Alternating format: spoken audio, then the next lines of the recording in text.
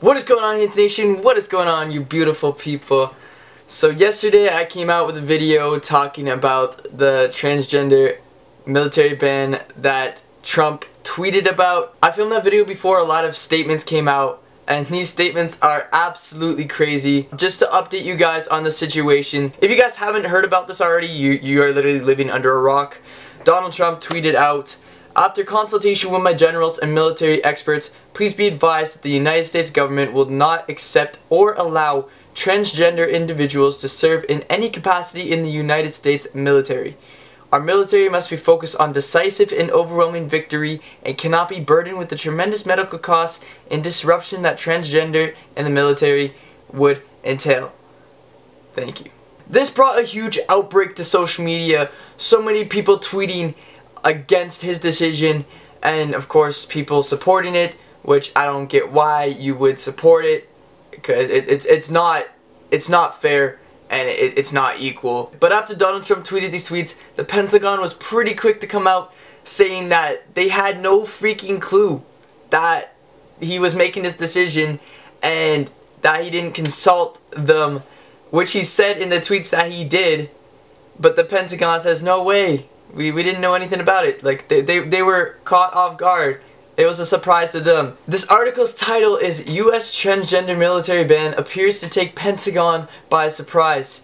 President Trump's announcement that transgender people could no longer serve in the U.S. military was met with surprise and confusion, even with the Department of Defense headquarters. I feel like Donald just goes out tweeting about all this shit, making these decisions for himself, and doesn't consult any fucking buddy about it. So as I'm speaking right now, the Pentagon and military officials are speaking alongside the White House and the President of the United States. In this article that I just read, it states that even if this was an order, even if this ban was to be a thing, to implement it legally would take a considerable amount of time. And it also states that there will be no modifications to the current policy until President's direction has been received by the Secretary of Defense and the Secretary has issued implementation guidance. And then Dunford went on to making the assurance that the military would treat all of our personnel with respect. So that's just a little update of what's going on at the moment. It could be implemented in the near future or in the future. Who really knows? I hope it's not. I hope it doesn't become a thing, because it's totally unfair, totally bullshit, and if you're able to pass every single test, every physical test that you need to pass to become a part of the military, you should be able to serve for your country. But without further ado, guys, I have two very special guests who I am interviewing today. I've never done an interview on any of my YouTube channels before, so I'm kind of nervous to do this. I took to social media to find a few transgender individuals themselves to talk with me on the situation, because I want to know what their thoughts are and how they're kind of coping with it and all that, making sure that their well-being is okay, because I'm for the people. I respect anyone and everyone, legit, no matter what religion, no matter what sexual orientation, no matter who you identify as. I respect you. We're all equal, and I just don't like seeing all this judgment in this world. I absolutely hate it. And there's just so much judgment and hate, and especially so much judgment and hate towards the LGBT plus community. And that's why I'm giving love back today and talking with a few transgender individuals themselves. Alright, so our first special guest of the day is Ryan Stalvey. I have him over on the line. So Ryan, when you first heard about this transgender military ban, what were your initial thoughts? I never really used to want to serve in the military before social media. I've been in a junior army program this is my 4th year now, and I still don't have rights even in that program. So I'm thinking about, how much worse can it get for me? They won't even give, I'm their 5th highest ranking kid in the program. They won't even give me a uniform. For the longest time I wasn't even allowed to go to military ball just because I'm trans. So I'm thinking, how much worse can it get for me now that we have this law that might be in place? That's actually crazy. I didn't even know about that even. Yeah. Like, that's so, like, you're like, are you like kind of like a cadet program, or is it like a, yeah. Okay, cool. It's we have a military program in my high school, and I've been in it since freshman year, and this is my senior year now. So. Okay. Okay. That's crazy. I didn't even know about that. Like that's so like I don't I know never talk why. about it because I don't have a uniform to show. So. Yeah, like that's what the heck, dude. Like that's like there's not like it's a high school and it's like it's not even like equal rights and that shit either, right? Like yeah, exactly. that's absolutely crazy. So this ban comes from what Donald Trump states: tremendous medical costs and disruption that transgender individuals bring to the military. What's your thoughts on like the word disruption and like only like roughly like $8.4 million is spent on like medical costs a year, and like if this ban was implemented, like where do you think like that money saved like would go into like the $8.4 million? Well, I mean, if this actually did go into place, this would only save them 0.4% of their money, which really isn't much compared to how much they spend on Viagra. They spend like $83 million on Viagra. I think it was like 84. It's like at least 7 to 10 times more than what they spend on like transgender like medical like treatment and all that. Exactly. Like it's crazy. Yeah, like exactly. Hormones, they really don't. I mean, for some people, they do cost a lot. It just depends on insurance. I don't have insurance, but my hormones only cost like $7.50 a month. Okay. In all honesty, and I have a high dose. Yeah, it's not even that much. Like. Yeah, and then like, for me personally, top surgery. Once I'm 18, insurance will cover that a bit, but like it ranges from, $6,000 to $10,000, and that's something that's a necessity for. That's medically. A doctor, tells you have to do this. Like, this is something that you have to do. Yeah. Versus, a doctor's not saying you have to take Viagra, Exactly. Yeah, and, like, they're spending so much money on, like, other stuff, too. Like, I think even, like, Donald's own, like, vacation pay or something is, like, it's totally more than, like, tallying more than, like, $200 million or something.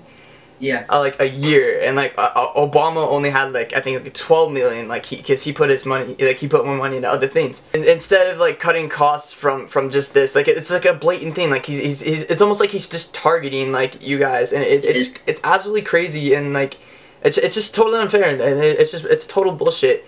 And like he can definitely be like getting the money from other like other things that the government are spending money on that's not legit benefiting the like country at all. Right. I mean, he could definitely cut down on his vacation time. Exactly. Yeah. Definitely. Yeah. That's something he could do. This isn't like the first attack he's done on the LGBT community. There's a lot of other stuff. Like he specifically on trans people. We used to have a law in place saying that there could be zero discrimination against transgender students, and we don't have that anymore.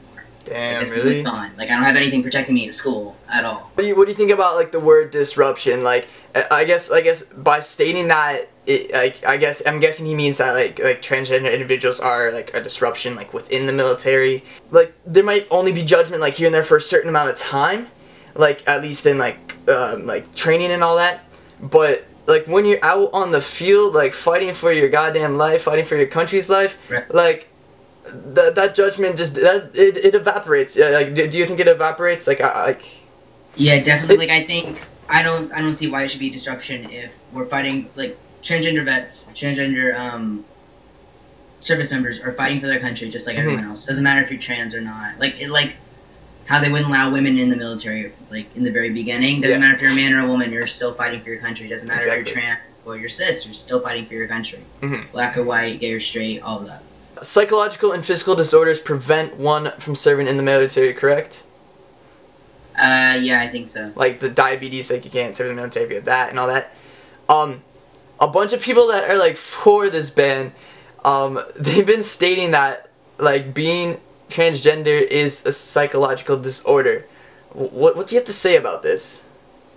Well, I mean, scientifically, I'm not gonna lie, we have to be diagnosed with gender dysphoria in order to start hormones. Okay. So technically that is a psychological disorder, but that's only like to get us on the hormones. Exactly. And I'm guessing, like I'm not saying this like as a state of fact or as a state of opinion or anything, but I think that once you're on hormones, that starts to go away, and then once you get one kind of SRS, sexual reassignment surgery, it also goes away.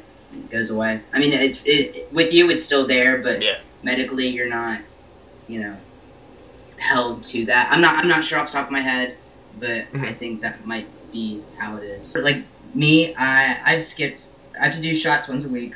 You know, I've skipped it. Like I've been like 2 weeks late, and it hasn't affected me at all. Yeah. So I think, and even like not taking it for a month, if you're like 5 or 6 months on, I don't think it'd really affect you if that's what they're so concerned about. Yeah. Is medication. So I don't really know. Gotcha. I know there's been a lot of like a lot of love shown and all that, but there is a lot of people that are for it even, and like I just feel like that's totally unfair to just like throw you under the bus like that. As from what has like Trump has slowly, progressively made it worse for LGBT individuals in the United States. I agree. So I kind of feel like it's gonna get worse. And I hate to say that, but I really truly like deep down I know it's gonna get worse. And I'm just gonna have to deal with that. Ryan, what is your advice for anyone who is wanting to transition or is in the process? For wanting to transition or in the process, don't hold back for anyone. Because I remember when I was a freshman, I dated, I mean now she's a freshman, but I dated someone who was like, I don't want you to transition. And I was like, oh, maybe I just shouldn't medically transition. And like I know someone whose partner doesn't want him to take hormones at all, and he's going along with them. I don't know, or even like if you're past 18 and your parents want you to transition, don't hold back your transition for anyone because you're going to regret it in the future. You really will. Just, you know, I always say like, you know, like be you or something like that, but mainly like, don't hold back. Don't prevent yourself from being who you could be just because of someone else. Exactly. Well, it was really nice talking to you, Ryan. Thank you for coming on the channel and saying a few words. And our second very special guest, I actually went to school with her. This is Tsai. Leon, how are you doing? I'm good. How are you? I'm doing good myself. So basically, when you first heard about this transgender military ban, what were your like initial thoughts? I actually woke up to the news because my friend texted me about it, and then I woke up seeing the text, and obviously, well, my first initial thought was that I'm not surprised. I don't think that any of us is surprised that Trump is against the LGBTQ plus community. And I wasn't surprised, I was annoyed, and yeah, it kind of sucked waking up to this news. Yeah, but it was like, I first saw it on Twitter myself, and I was like absolutely infuriated. I'm like it's actually like taken, like he's taking it to like a whole new level almost, and like, it's just totally unfair, like, that he's like just kind of targeting like that, like it's because like what he stated, the reasoning of apparently is in his tweets was that it's tremendous medical costs and also disruption. I do not like that word disruption at all. Kind of like, what are your thoughts on the word disruption and like and the medical costs, what he stated? Yeah, and I think that it's the idea of trans people being a burden and with their transitions and stuff. And it's completely false. And it's also stating the idea that all trans people have to go through surgical transitions, which is not true. Some of them, like myself, do not wish to transition surgically. And to say that our transitions are a burden and are going to affect our medical support when we are employed, that is completely ridiculous. Comparing to the other expenses in the military, the transgender medical support, it is nothing. It is nothing compared to the other expenses that Trump and the military has spent. And I don't think that it is about the money. Honestly, it is not a big amount, and it is just an excuse for Trump and the other people in charge to be transphobic. And this is a large-scale transphobia that's happening. And obviously I don't want to get into my own personal political view, but I am anti-war, and I don't think that the U.S. military is honorable for the stuff that they've been doing and overseas, and especially when war affects so many civilians. But I just have to say that I am not here to support LGBTQ people to go into war or be in the military. I would never support the military and its institution, but I do support the soldiers, and think about all the transgender soldiers that's already in the military. They will face a discharge, they will be unemployed, and that is also outing them to the public, saying that, oh, they're fired from the military because you're transgender. So there's a lot of problems regarding of this ban that is not just about wanting transgender people to be part of the military. It is also about what about those that's already in the military. Yeah, you're banging on points there. Oh my gosh, that was like a lot, but that's like, right. I'm just like, that like hit me. I'm like, that's hella true. Like I haven't gone into depth, I guess, of thinking about like loss of jobs and stuff. Like I've seen some tweets about it and all that, and like I just haven't really like thought about it like that.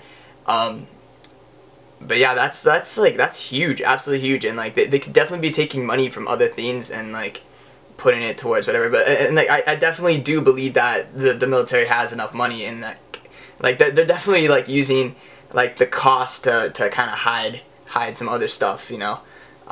Like I understand that. That's totally understandable. In that tweet, kind of like the medical costs and like disruption. What do you think of that like disruptive word that he put in that tweet?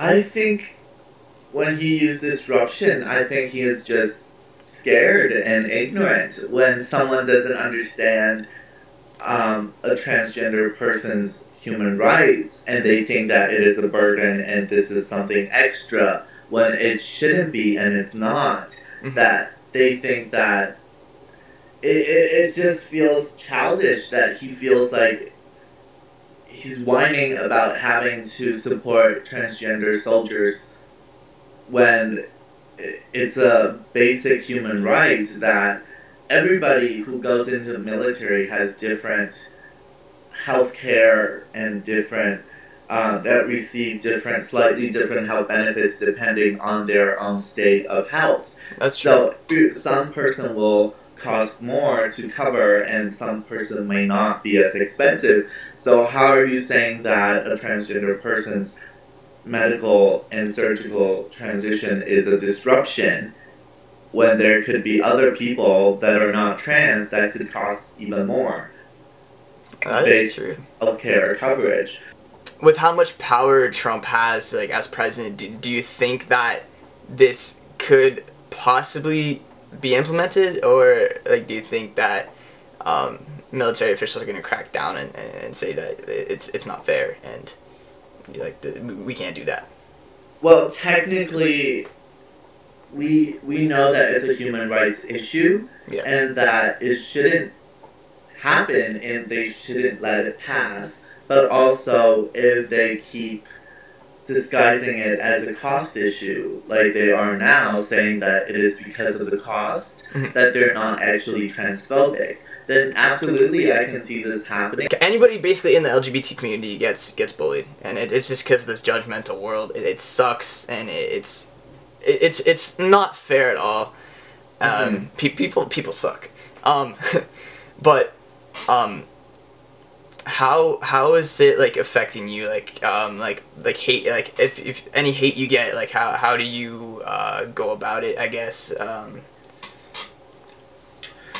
Well, I personally have gone through a lot of bullying and harassment because of my identity as a trans woman, and even before I came out, I identified as a gay boy, and it was a lot to take in, and right now I have been in peace with my identity, and I have been just living as a transgender woman, which is great for me. Yeah. I think that casual transphobia and casual harassment always happens, you know, when you're walking on the street and people look at you weird or yell things at you across the street. things like that happens all the time to LGBTQ plus people. I think that the problem with Trump is that I feel like with a person so high in power deliberately expressing his views against the community, it has given power to a lot of people that has the same views and thoughts. Yeah. So when someone look at the media and see that the president of the United States is so transphobic and homophobic, they feel like they have the power to express that thought as well. Go ahead. Okay, so the way you impact someone's mental health and safety and physical health, you need to be accountable of your speech. Whether you support your free speech, it is still an act of hate speech and discrimination. So thank you so much for, I guess, coming on my channel and being a part of this interview video. One last question. What advice do you have for anyone that is wanting to transition? Well, speaking from my own experiences as a trans woman and have came out at such a young age, I think that don't think of transitioning as a flat line. There's many layers and stages when it comes to transitioning, and every trans person goes through a different journey.